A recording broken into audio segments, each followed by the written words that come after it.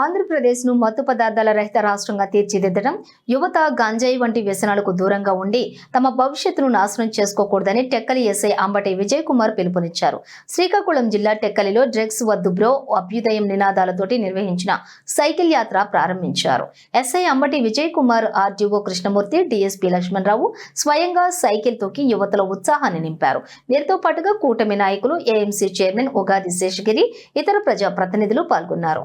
విద్యార్థులు, యువత పెద్ద సంఖ్యలో పాల్గొని డ్రగ్స్ వద్దు బ్రో అంటూ ఫ్లకర్లతో ప్రదర్శన నిర్వహించారు.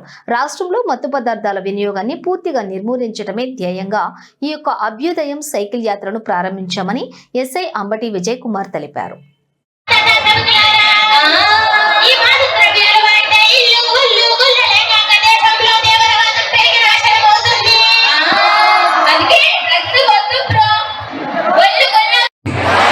మరియు దేశాభివృద్ధిలో యువత విజయవంతమైనందుకు సహకరించినటువంటి కాలేజీ ప్రిన్సిపల్స్ కు, కరస్పాండెంట్స్ కు అందరికీ కూడా ప్రత్యేకంగా అతనిగా కృతజ్ఞతలు తెలియజేసుకుంటూ, ఈ కార్యక్రమం మీ అందరికీ తెలుసు.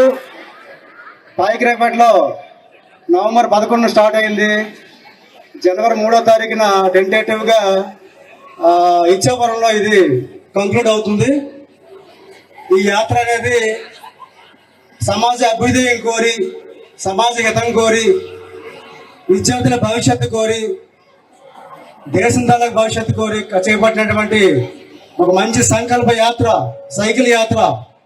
అభ్యుదయం కోరి సైకిల్ యాత్ర ప్రారంభించినటువంటి 25 మంది పోలీస్ యువకులు ఇక్కడే ఉన్నారు. మీ అందరూ చూసే ఉంటారు. వాళ్ళందరూ కూడా మన టెక్కలి నియోజకవర్గం తరఫున, మన market committee chairman Bhagat Seshagiri Rao తరఫున, అందరి తరఫున, విజయ్ కుమార్ సిఏ గారి తరఫున ప్రత్యేక ధన్యవాదాలు తెలియజేసుకుంటూ, ఈ కార్యక్రమంకి అనూహ్యమైన స్పందన వచ్చింది. పాయికరాపేటలో స్టార్ట్ అయినప్పటి నుంచి కూడా ప్రతి నియోజకవర్గంలో కూడా ఆ నియోజకవర్గం సంబంధించి ఎమ్మెల్యేలు అందరూ కూడా వాళ్ళ విలువైన సమయాన్ని వెచ్చించి